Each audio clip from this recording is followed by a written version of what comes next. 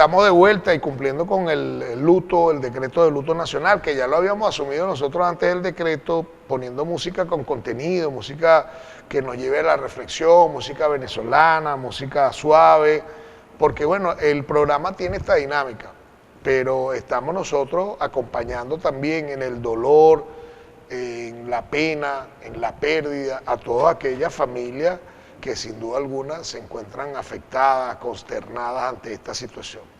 Y analizamos en principio, por el tema que vamos a desarrollar hoy con nuestro invitado, Ángel Sánchez, que Ángel ha venido haciendo un trabajo importante organizando al pequeño y mediano empresario en clase media positiva, ha estado participando en distintos debates, programas, sobre todo haciendo sentir el interés de ese sector, que ahora también se ha sumado en medio de esta tragedia a colaborar y hacer, pero también haciendo análisis de las realidades comunicacionales, de las situaciones que afectan, de las situaciones que se presentan, que pueden ser reales, que pueden ser montadas en un laboratorio, que pueden estar orientadas, como lo decía la presidenta Delcy Rodríguez, que pasábamos el sonido de esta campaña que se creó en medio de esta tragedia y que continúa, ¿no? Decía la presidenta que en principio había sido que todos vamos a La Guaira para saturar allí, y bueno, un montón de gente que llegó a La Guaira, que no tenía sentido que estuviera allí, que se aprovechó de la tragedia, pero entonces comenzó la información y la desinformación,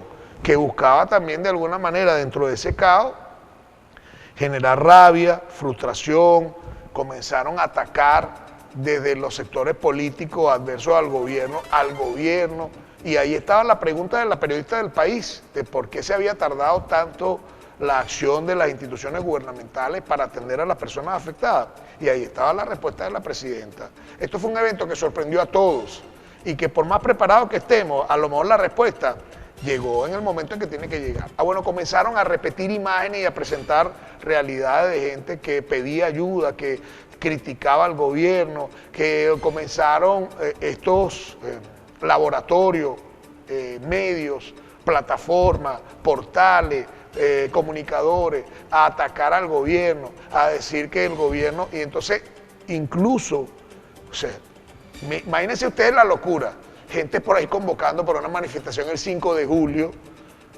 y asumiendo que esta tragedia podía ser aprovechada pues, por politiqueros, porque no tienen otro nombre. Y yo preguntaba y hacía la observación, cónchale, yo no he visto a ningún dirigente de estos hablar de que necesitamos apoyo, ayuda, solidaridad en esas instituciones, y han hecho recorrido en instancias internacionales pidiendo que nos cierren las inversiones, que no vengan los inversionistas, que nos quiten el dinero, que se establezcan sanciones. Pero hasta ahora, lo mejor es que yo no he revisado todos los medios, no he visto a ninguno de ellos pidiendo por el apoyo a la familia y sumando su aporte.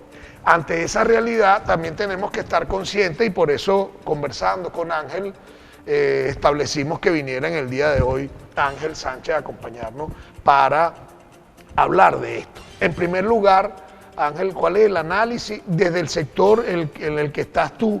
¿Cuál ha sido el aporte? ¿Cómo se activaron? Y después comencemos a hablar de algunas de estas cosas que la gente debe conocer para saber, porque también hay un bombardeo de desinformación, hay un bombardeo que es esa guerra cognitiva que mantiene a la gente en estado de alerta, de frustración, de rabia, y que precisamente busca eso. Buenos días y bienvenido, hermano. Gracias por aceptar nuestra invitación. Buenos días, poeta. Buenos días, amigo de Latino, pues, que constantemente están pendientes de lo que realmente sucede en el país y que hacen la invitación necesaria en el tiempo necesario precisamente para tratar de desmenuzar pues, la realidad de lo que estamos viviendo hoy.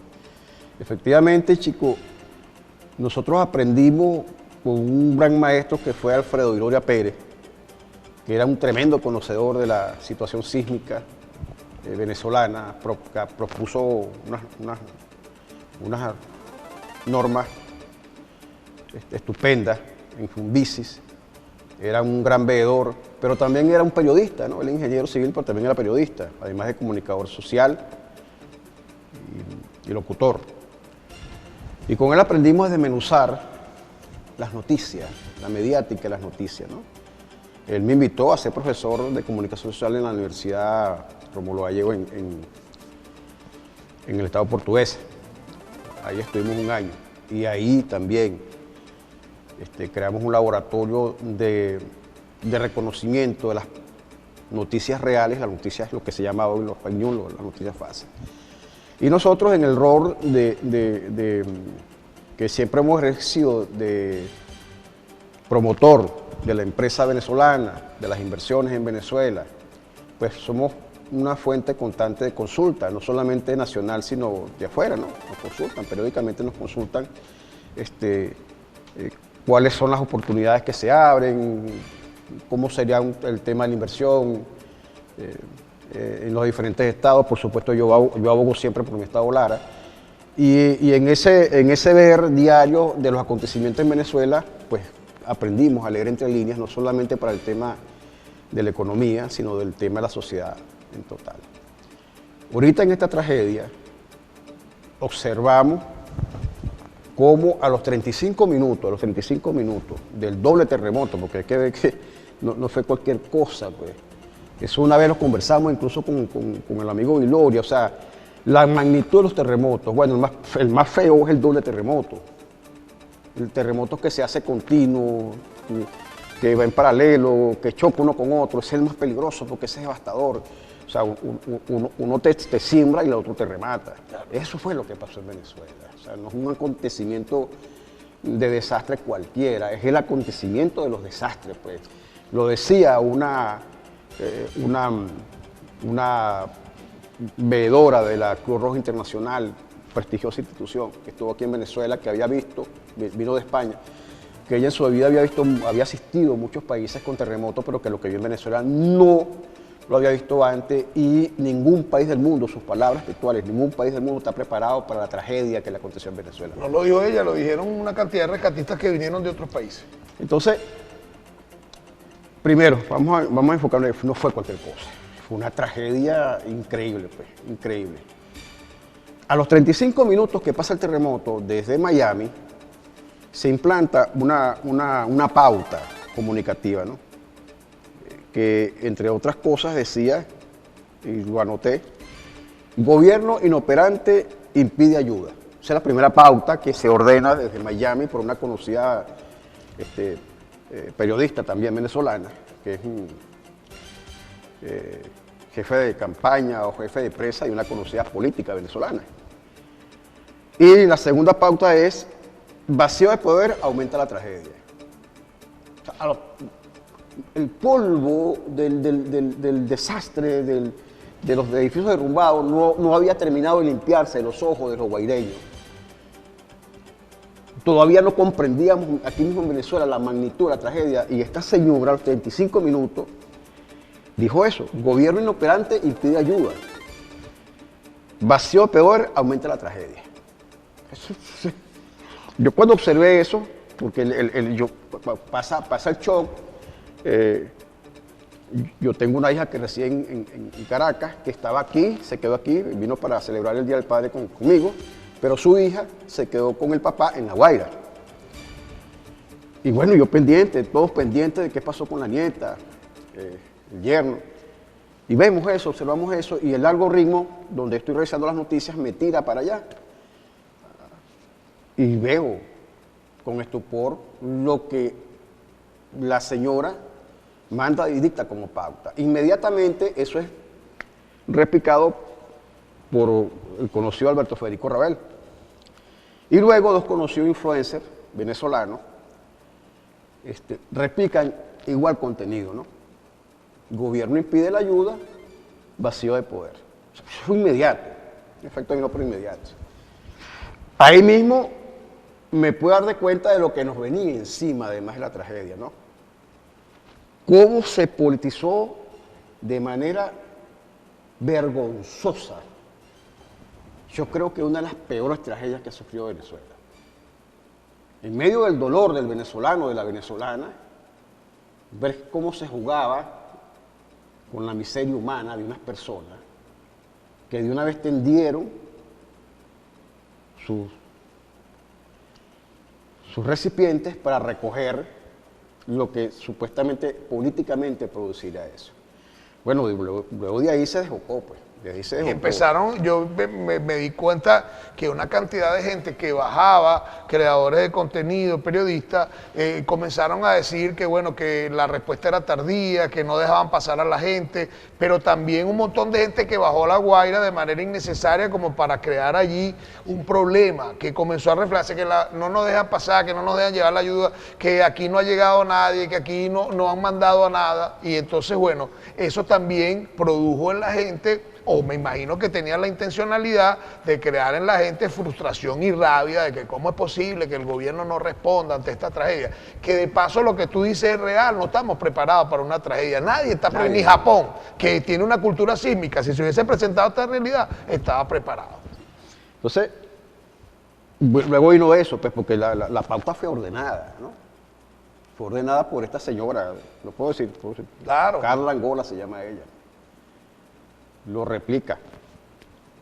No había pasado una hora, Dios santo, y luego este señor que estuvo mucho tiempo dirigiendo una televisora muy prestigiosa aquí en Venezuela, y luego, bueno, dos influencers muy conocidos que hacen sketch cómicos, burlándose de la gente, burlándose de la miseria humana, lo replican. Y bueno, y eso fue como una orden, pues, ¿no? Para esa red de esa red digital que hay en el mundo que existe, que no se puede negar, pues. Incluso uno de ellos lo dijo, van a sentir el poder de las redes. Van a sentir el poder de las redes, lo que somos capaces de hacer. Increíble. Y revisando el contexto de lo que sucede en este tipo de eventos, otra cosa que aprendimos del amigo Gloria, que en paz descanse, es que, sobre todo en Venezuela, la solidaridad se activa de manera automática. Una de las cosas que se regaron fue que no aparecía ningún funcionario de La Guaira en el evento sísmico, ¿no? Que se veía la gente por supuesto sale a ayudar, o sea, no comprende la cosa, pero ve escombros, ve gente gritando y por supuesto el que esté al lado, Mateo, o sea, quien sea, claro. lo primero que hace es activarse porque así es el venezolano y la venezolana, pues tiene una solidaridad automática que no importa si su vida corre riesgo, va y ayuda. La gente que está en La Guaira puede ayudar y eso es lo primero que tú ves, que están escarbando.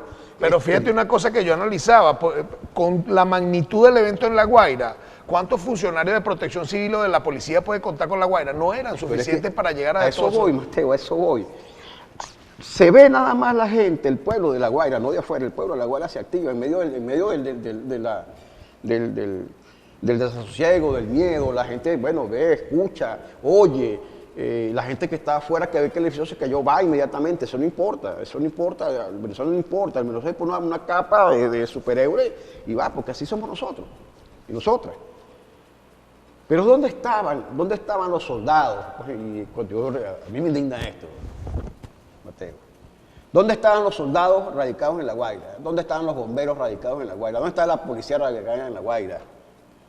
Estaban tapiados, estaban muertos. Les cayó la central, la sede de la naval de La Guaira se desplomó y cayó sobre los soldados. Hermanos, ¿dónde estaban? Estaban muertos. Estaban muertos. Y por eso es que tú ves a la gente de La Guaira tratando de socorrer a los mismos funcionarios. Tú ves un funcionario que fue rescatado, bombero de La Guaira, que se le mató la esposa, el comandante, un coronel, creo que, o general del cuerpo de bomberos. Exacto, y a él lo rescataron y él de una vez se puso su uniforme y fue a rescatar gente con mucho dolor en el alma, pero con mucha venezolanidad en el alma también, a rescatar a sus vecinos de La Guaira, a su gente de La Guaira. ¿Dónde estaban sus amigos, sus colegas tapiados bajo los escombros? Entonces, y eso no lo dicen, por el amor de Dios.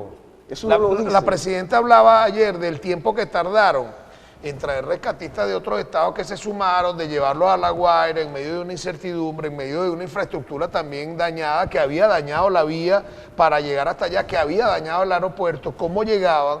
Sin embargo, dice que antes de las 4 horas ya habían 11.000 personas que estaban trabajando por el apoyo a la gente. Y viene lo otro, Mateo, el protocolo que se activa en estos casos, nosotros como personas ligadas al mundo de la construcción y de la ingeniería, sabemos que en estos casos el protocolo es no se pueden usar máquinas en las primeras 72 horas porque hay gente tapiada. Entonces había gente que gritaba a la hora, ¿dónde están las máquinas? ¿Dónde están las máquinas, Romero? No, tú no puedes meter máquinas porque es un trabajo metro a metro, mano a mano, para poder escarbar y ver quién está vivo. Oye, el peso de la máquina, lo vulnerable del terreno, tú la no puedes réplica. meter una máquina porque tú no sabes qué estás removiendo ahí, que puede ser que lo que quites termine de que caer todo.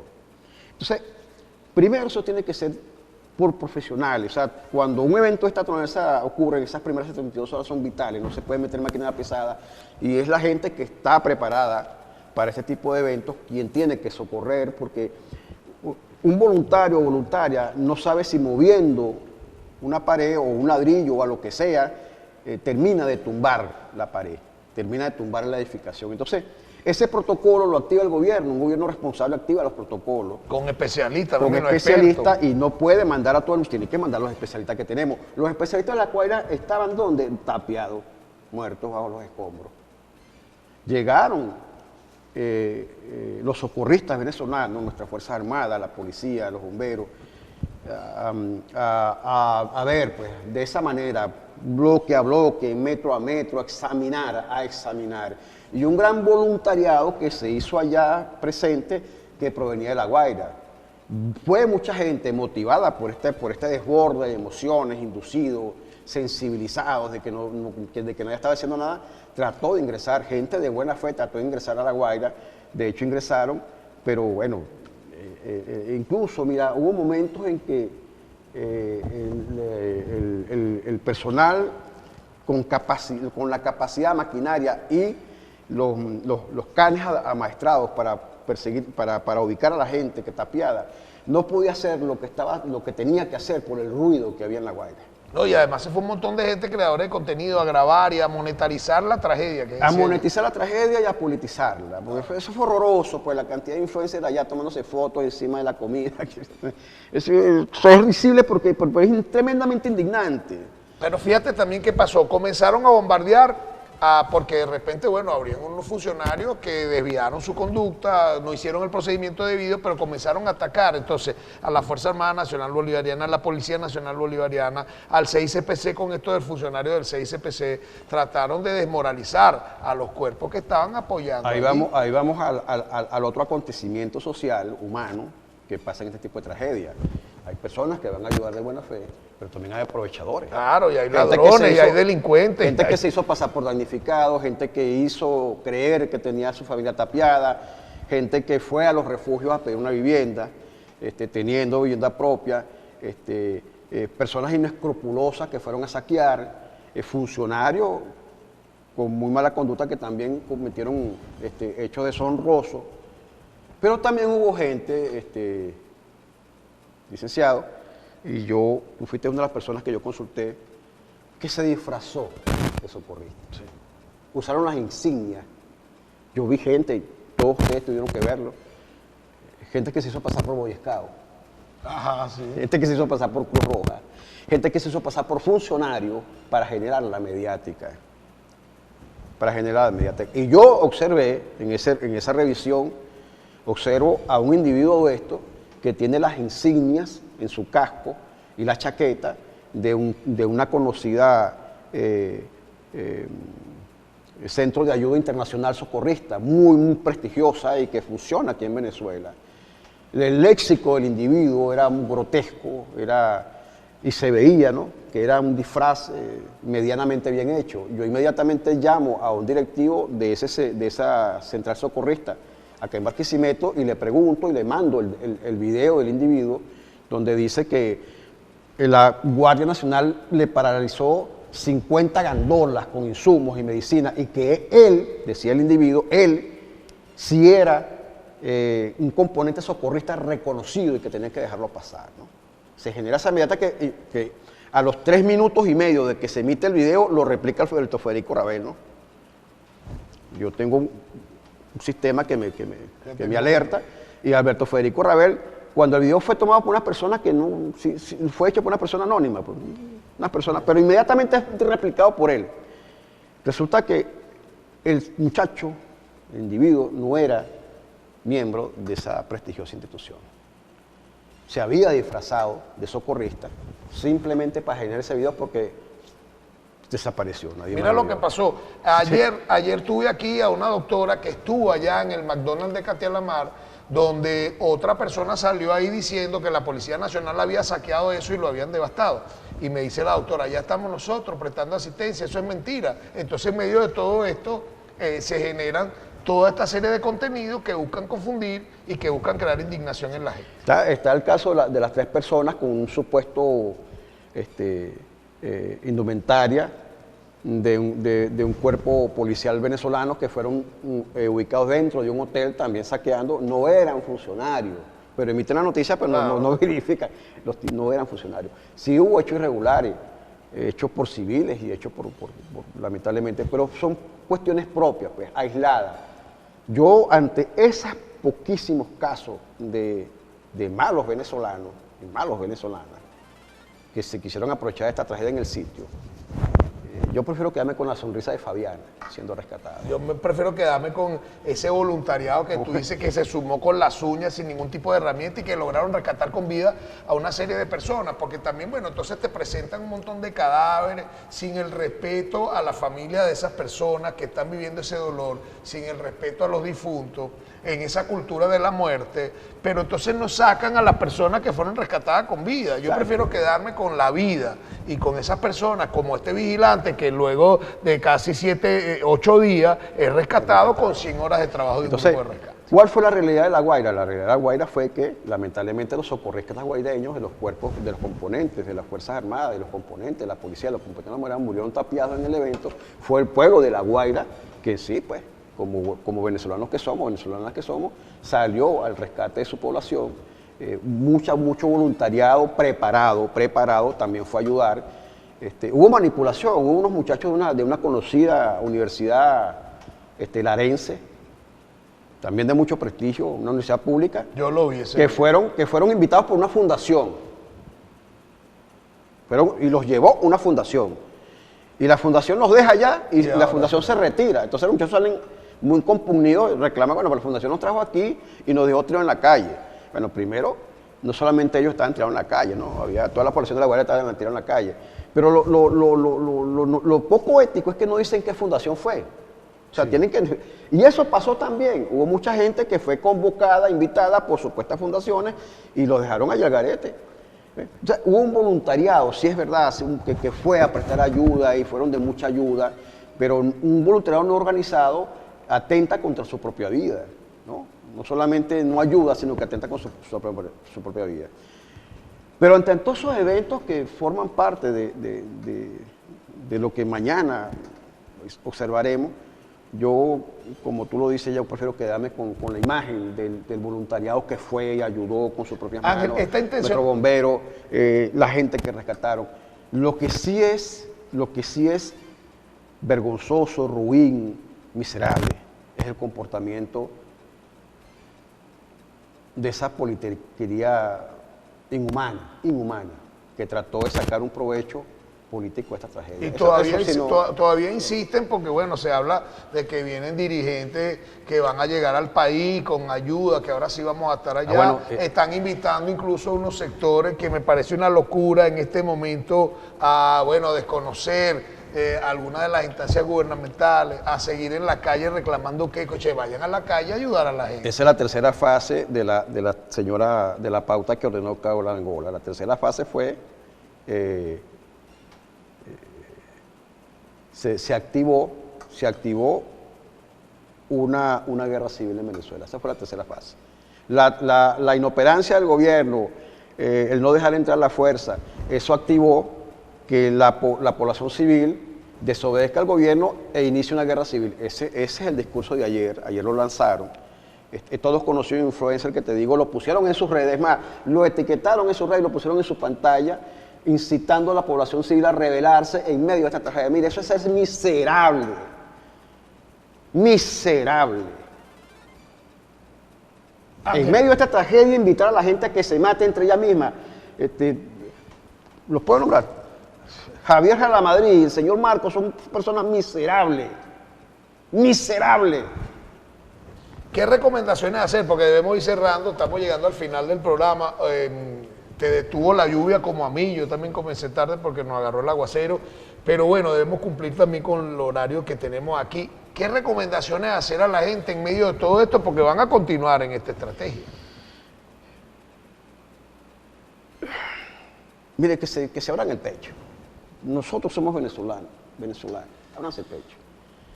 Si un sector político dirigido por la señora Machado quiere tomar el poder en Venezuela, inténtenlo, pero no se aprovechen tragedias como esta. ¿Quieren venir a Venezuela a aprovecharse políticamente esta tragedia? Bueno, por aquí entró Guanipa, tranquilamente, por aquí entraron una serie de políticos que estaban afuera y nadie los detuvo. El aeropuerto de Maiquetía, por supuesto, está en deplorables condiciones, por ahí no se puede entrar, pero queda el de Barquisimeto de La Guaira, entre por ahí si quieren. Hagan lo que quieran desde el punto de vista político de sus derechos naturales, pero no inciten a esta población que está sufriendo tanto a sufrir más. Ustedes no valen la pena, de verdad. Esa serie de personajes que miserablemente se están aprovechando de esta tragedia no valen la pena como seres humanos, son inhumanos. Hagan lo que quieran, pero por favor, dejen a esta Venezuela que se está recuperando con mucho dolor de esta tragedia, déjenos en paz. Y al resto de la población venezolana, que nunca se fue de Venezuela, que se quedó acá, que sintió en carne propia esta tragedia. Mateo, mi hija tuvo que irse el mismo día a La Guaira y montarse en una moto y buscar a la niña que estaba en La Guaira. ¿Y no le pasó afortunadamente nada, no le pasó nada. El apartamento donde el padre se rescabrajó, las paredes se cayeron, ella estaba con su abuela.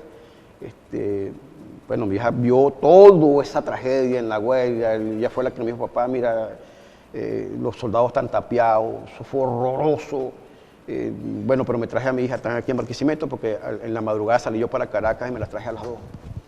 Yo pude observar en Caracas parte de la tragedia, sorprendido y adolorido. Mire, déjenos en paz, déjenos recuperar nuestro dolor. Nosotros sabremos reconstruir esta Venezuela. Cosas han pasado, el venezolano se levanta, no importa lo que nos pase, nosotros estamos hechos a la medida de lo que nos pase porque nos sabemos recuperar, pero déjenos en paz, déjenos que nosotros mismos pues nos levantemos, déjenos recuperar esta Venezuela. Sabemos hacer las cosas, el gobierno hizo lo que debía hacer, el pueblo hizo lo que debía hacer. Si están allá afuera, por favor, no inciten más a la violencia, no inciten más a la violencia. Y a cada uno lo que nos está viendo, mire, cuando quieran ver la realidad de lo que pasó, agarren la foto de la niña esta, Fabiana, y vean su sonrisa. Ahí en esa sonrisa está la esperanza de nosotros y nosotras. Ahí se refleja lo que el venezolano es, lo que la venezolana es, lo que la familia venezolana es. En esa sonrisa está la esperanza. Quédense con eso y olviden lo demás. Así es. Ángel, gracias por venir a nuestro programa. Ángel Sánchez, que además de representar a los medianos empresarios, pequeños empresarios, ha estado en distintas instancias abogando por las bondades de Lara, por el potencial de Lara. También ha estado participando como docente, ha estado participando como analista, ha estado desmontando esta matriz de opinión. Nos acompañó hoy en la mañana en Latina Contigo para estar consciente de estas cosas, ¿no? Porque aquí había un mensaje de que si estamos politizando nosotros también, estamos de alguna manera centrándonos en lo que es real, en lo que está pasando y en lo que podemos hacer para reconstruir en medio de este dolor y de esta pena lo que podamos reconstruir, no para aprovecharnos, como si hay algunos sectores que buscan aprovechar de esta situación para, en sus intereses mezquinos y egoístas, lograr su propósito, que sé que de la mano de Dios no va a suceder. Pero aquí estamos nosotros para también llevar información oportuna, para hacer los análisis en Latina Contigo y para acompañarles. Gracias por la sintonía. Vamos a reponer la entrevista a las 5 de la tarde y a las 11 de la noche para los que sintonizaron tarde, y para los que están atentos y activos nos vamos a encontrar nuevamente el próximo lunes a partir de las 6 de la mañana en Latina Televisión, Radio Show 99.1, para todo el mundo a través de la www.latinamedio.com. Gracias a ustedes, gracias a nuestros aliados comerciales. sociales, que tenemos también que mencionarlo, el Colegio de Médicos del Estado Lara de puertas abiertas a la colectividad para ofrecer su área de esparcimiento y recreación, para hacer centro de acopio y de ayuda a los damnificados, a la gente afectada por los terremotos, también para sacar el certificado médico para conducir, para ofrecer sus áreas deportivas, su área de esparcimiento, para acompañarles como gremio también con la asistencia médica y recordar que estamos ahí sacando el certificado médico de lunes a sábado a partir de las 8 de la mañana. Hay que llegar antes porque se reparten números en la avenida Vargas frente a la Plaza Los Ilustres, @Colegio de Médicos Lara. Nuestras redes sociales, presto y dispuesto para servir como gremio, para servir como institución y para servir al pueblo en esta situación en la que estamos viviendo. En Suspensiones Balcaña tenemos todo lo que busquen repuestos de amortiguación y de suspensión para su vehículo particular, de carga, de transporte, todas las marcas del mercado. La familia Bessi, más de 60 años en este ramo, ofreciendo el mejor servicio, la asesoría, el acompañamiento, el mejor precio. Por eso somos los mejores de Lara, no tiene que ir a otro lugar, vaya donde están los mejores, avalados por la Cámara de Importadores de Autopartes y Repuestos. Más de 60 años, 3 generaciones. Tiene la familia Bessi allí, por eso somos los mejores de Lara. Carrera 19, esquina de la calle 44, nos siguen @suspensiones.balcaña. Con nuestros aliados comerciales, con la buena información que nos dejó nuestro amigo Ángel Sánchez, con el análisis y las noticias, despedimos por el día de hoy, esperando que este fin de semana sea de reflexión, sea de oración, sea de encuentro, sea de servicio incondicional, que también podamos nosotros decir qué podemos aportar para ayudar a la gente que se encuentra afectada por esta tragedia que vivimos y que debemos entre todos contribuir a que la gente pueda recibir ese apoyo y esa ayuda tan necesaria. Nos encontramos el próximo lunes. Feliz fin de semana para todos.